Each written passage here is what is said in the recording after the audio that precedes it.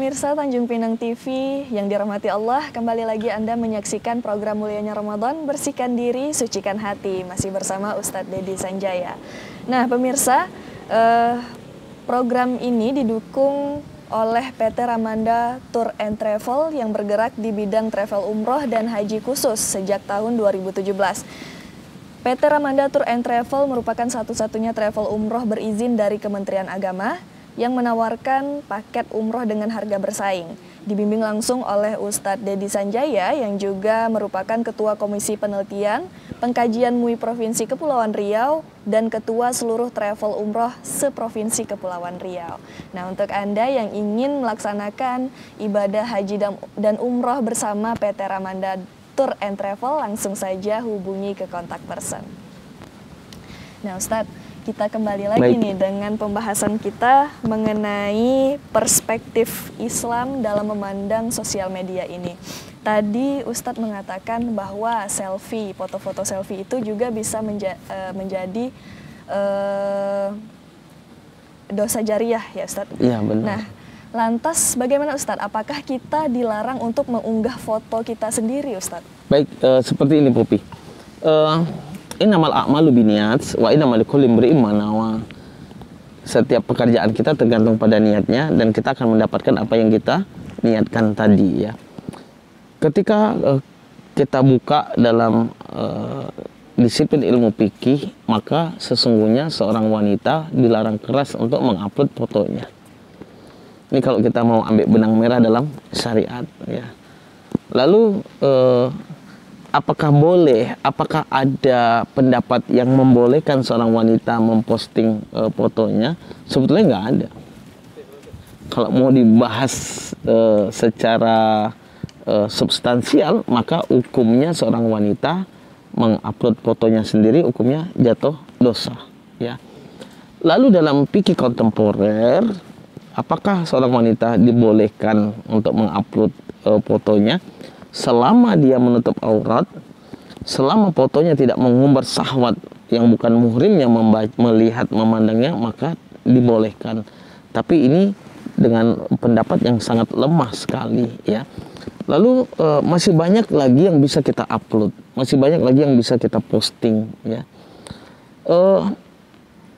Jadikanlah kebahagiaan kita itu kebahagiaan nanti yang akan kita kumpulkan di surga. Sosial media bukan tempat kita untuk memamerkan kebahagiaan dunia kita. Sosial media bukan tempat kita untuk mempublis setiap kegiatan pribadi kita ya, atau curahan hati kita. Tapi jadikan nanti quality time dalam satu family, dalam satu keluarga itu di surga. Ya, kan kita banyak ini melihat postingan-postingan quality time para pasangan yang berumah tangga. Apakah dilarang? Dilarang selama pasangan kita mengumbar auratnya ya. Kita lihat konsep aurat. Bagaimana konsep aurat dalam Islam? Selama lika-liku tubuh itu kelihatan, selama anggota tubuh itu kelihatan, maka itulah yang disebut dengan aurat. Seluruh tubuh wanita aurat kecuali wajah dan telapak tangan ya. Jadi lainnya adalah aurat. Nah, jangan sampai kita terjebak di sana. Kalaupun kita mau memposting, kita ambil dalam kitab fikih kontemporer, cari foto-foto yang kita beraurat betul. Sehingga orang lain memandang, yang bukan muhrim yang memandang, tidak menjadi satu dosa. Ingat Pop, dosanya bukan untuk kita yang punya foto saja, tapi dosanya juga untuk suami kita. Seperti itu Popi. Kalau foto yang diupload itu tidak menghadap ke kamera, bagaimana Ustadz? Iya, selama itu tidak menunjukkan aurat, selama tidak menunjukkan bentuk tubuh dan menjadi interpretasi beberapa orang yang bukan muhrimnya menilai, maka welcome, silahkan. Tapi ketika itu menjadi interpretasi itu artinya apa? Multitafsir. Ini pasti Popi nih. Kalau ngeliat dari bentuk badannya, pinggangnya, ini pasti Popi. Ketika orang berkata dari bentuk tubuhnya, dari bentuk pinggangnya, dari bentuk tangannya, artinya apa? Orang yang dijadikan perhatiannya apa? Bentuk tubuh kita, maka jatuh dosa. Tapi selama bukan itu interpretasinya, siapa ya orang ini, siapa nih ya, maka tidak ada dosa bagi kita. Fala junaha alaih, tidak ada kesalahan dan dosa bagi kita ya Popi. Baik Ustadz, kemudian bagaimana tips dalam bersosial media itu sendiri Ustadz? Ya, ketika kita berbicara tentang tips kiat-kiat bersosial media yang baik, yang tidak melanggar undang-undang, baik undang-undang konvensional, undang-undang negara, hukum maupun undang-undang agama, ya. Yang pertama, jadikan sosial media kita adalah ajang kebaikan, ajang dakwah, ajang kebaikan. Yang diposting yang baik, maka yang diterima adalah yang baik. Yang kedua, jadikan sosial media kita ajang syiar kebaikan, walaupun belum tentu agama kebaikannya, ya. Syiar kebaikan, apa saja syiar kebaikan, terus dan terus. Yang ketiga, hati-hati dalam memilih kalimat, kata dan kalimat dalam memposting sesuatu di sosial media. Kita harus cermat, harus super hati-hati. Bisa jadi untaian kita ada yang menyinggung orang lain, bisa jadi untaian kalimat yang kita buat bisa menyakiti hati orang lain. Maka sebaik-baik untaian kalimat adalah untaian kalimat yang penuh dengan hikmah, ya. Kalimat-kalimat peribahasa-peribahasa yang bagus, ada mahfuzat yang bagus, ada arti-arti dari ayat-ayat Quran, kata-kata bijak dari para ulama, para alim, mungkin juga para saintis, ilmuwan, siapa saja, selama itu baik, upload. Dan memilih kata-kata yang baik, kalimat-kalimat yang baik hukumnya wajib. Kenapa? Ulaika kana anhu mas'ula. Setiap kita akan dimintakan pertanggungjawaban dengan apa yang kita tulis. Kullu kalimatin takhruju min afwahikum. Setiap kata kalimat yang keluar dari lisan kita, yang kita tulis dengan jari jemari kita, akan dimintakan pertanggungjawabannya oleh Allah Subhanahu wa taala. Yang keempat, jangan pernah tersinggung ketika ada orang yang berkomentar negatif tentang postingan kita. Seperti yang Popi sampaikan, sok alim, sok soleh, jangan pernah tersinggung. Sudah, jangan dibalas komentarnya, ya. Jangan dibalas komentarnya dan jangan diingat apa yang disampaikan. Jalan aja kayak air. Tugas kita adalah terus menebarkan kebaikan. Yang kelima, Popi kiatnya adalah jangan terpuji ketika orang memuji kita. Jangan lupa diri dengan pujian lalu kita lupa diri, dengan kritikan kita marah, ya. Artinya kita harus bisa menjaga niat kita, sikap kita, keikhlasan kita di dalam bersosial media. Ketika kiat-kiat ini kita laksanakan, kita implementasikan dalam sosial media, maka sosial media kita menjadi sosial media yang penuh dengan keberkahan, sosial media yang sejuk dipandang orang, dibaca orang, dilihat orang, dan pertemanannya pun pertemanan yang hanya mengharapkan ridho dari Allah Subhanahu wa taala. Seperti itu, Popi. Nah, Ustadz, saat ini kan sosial media tidak hanya sebagai ajang untuk upload hal-hal yang kita senangi, tapi ada bagi beberapa bagian orang yang menggunakan sosial medianya sebagai sumber pendapatan atau sumber penghasilan, seperti contohnya selebgram, dan juga ada juga beberapa yang berjualan online ataupun online shop. Itu bagaimana tuh Ustadz? Ya, yang pertama untuk teman-teman selebgram dan lain sebagainya yang menjadikan sosial media ini menjadi konten untuk memiliki nilai profit di dalamnya, silahkan, tapi jangan dengan kebohongan, jangan dengan manipulasi, jangan dengan mengumbar aurat, jangan dengan mencaci maki orang lain. Kadang ada orang yang kepingin terkenal, dia menyindir orang lain, menyinggung orang lain, mencaci maki orang lain. Dia kepingin terkenal kontennya, kepingin banyak followernya, kepingin banyak viewernya. Semua cara dihalalkan, maka yang dia dapatkan adalah haram, ya, dosa.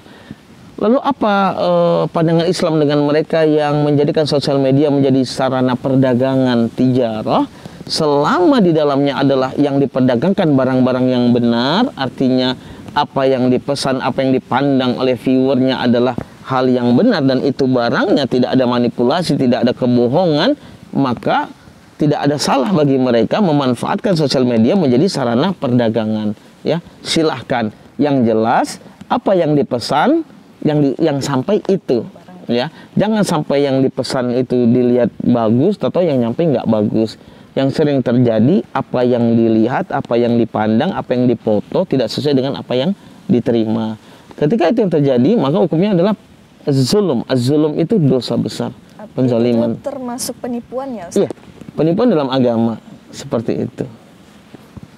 Nah, baik Ustadz, terakhir kesimpulannya dari tema kita pada hari ini. Ya, pemirsa Tanjung Pinang TV yang dicintai oleh Allah Subhanahu wa taala, kita tidak bisa lepas dari sosial media, karena kadang berita yang ada di sosial media adalah berita yang up to date. Tinggal kita harus pandai memilah dan memilih mana berita yang tepat, mana berita yang akurat, berita yang benar, dan mana berita yang hoax. Berita yang tepat, yang benar, yang akurat, yang bisa kita percayain dari mana dan apa konten beritanya, maka itu akan membawa kebaikan untuk kita. Tapi ketika kita ikut menyebarkan atau mungkin kita ikut membuat berita yang penuh dengan hoax, maka semuanya akan menjadi fitnah dan menjadi jariyatu dosa yang berkontinu, dosa yang terus akan kita tuai hasilnya. Lalu hati-hati bersosial media. Kenapa? Ketika kita salah bersosial media, maka sosial media tadi bisa menjadi ajang kita mendapatkan dosa demi dosa yang akan ditulis oleh malaikat di catatan-catatan yang kita miliki. Dan hati-hati juga dengan sosial media. Kenapa? Bisa jadi setiap untaian kata kalimat yang kita tulis menyinggung orang lain, menyakiti hati orang lain, karena mungkin kontennya membuli orang lain, memfitnah orang lain, menyindir orang lain, berbohong dan lain sebagainya. Maka sosial media yang seperti ini akan menjerumuskan kita ke dalam neraka Allah Subhanahu wa taala. Hati-hati bersosial media, harus bijak bersosial media, tabayun dan cross check and recheck di dalam sosial media. Poppy. Baik, terima kasih Ustadz. Sama-sama Poppy. Luar biasa, Masya Allah sekali banyak ilmu yang kita dapat mengenai perspektif Islam dalam bersosial media ini ya pemirsa. Nah pemirsa, dalam Islam sendiri bersosial media itu tidak dilarang ya Ustadz. Iya. Bahkan Islam sangat mendukung kemajuan dan perkembangan zaman. Tapi yang perlu diingat adalah kita harus berhati-hati. Wajib ya Ustadz, bahkan wajib Benar kita sekali. berhati-hati dalam bersosial media ini. Nah, untuk Anda yang sering memainkan sosial media, baik itu Twitter ataupun Instagram dan lain sebagainya, Anda ada baiknya untuk mengupload hal-hal yang positif. Dan juga Anda sebaiknya mengunggah hal-hal yang berbau Islami, yang syiar, dakwah, dan juga sebagainya yang baik-baik lah. Dan untuk mengunggah foto sendiri, diusahakan foto yang Anda unggah jangan yang mengundang syahwat dari orang-orang yang melihatnya ya Ustaz, karena itu dapat menjadi dosa jariyah untuk Anda juga. Nah, kemudian tips dalam bersosial media tadi ialah menjadikan sosial media sebagai sarana dakwah. Dan jika Anda sudah menjadikan sosial media Anda sebagai sarana dakwah, insya Allah Anda akan mendapatkan pahala jariyahnya itu sendiri ya Ustadz ya. Nah pemirsa, manfaat lain dari sosial media juga dapat memudahkan kita untuk berinteraksi bersama kerabat kita yang berada jauh di pulau seberang atau di kota-kota lain, apalagi dalam kondisi seperti ini ya Ustadz. Benar. Kita tidak dapat berjumpa langsung, tapi kita tetap dapat berkomunikasi melalui media sosial itu sendiri. Nah pemirsa, itulah dia perjumpaan kita pada hari ini dan dengan tema sosial media dalam perspektif Islam. Untuk Anda yang ada di rumah, yang mungkin sekarang sedang menyiapkan takjil, tetap semangat untuk menjalankan ibadah puasanya karena sebentar lagi Anda akan berbuka puasa. Nah pemirsa, terima kasih Anda telah menyaksikan program Mulianya Ramadan, Bersihkan Diri, Sucikan Hati untuk edisi 7 Ramadan 1443 Hijriah. Terima kasih kepada sponsor kita, PT Ramanda Tour and Travel, kemudian Trans Studio Garden Tanjung Pinang, dan juga Aston Hotel Tanjung Pinang. Baik pemirsa, sampai jumpa di episode berikutnya bersama Poppy dan juga Ustadz Dedi Sanjaya. Akhir kata, Poppy dan juga seluruh kru yang bertugas pada hari ini undur diri. Wassalamualaikum warahmatullahi wabarakatuh. Waalaikumsalam warahmatullahi wabarakatuh.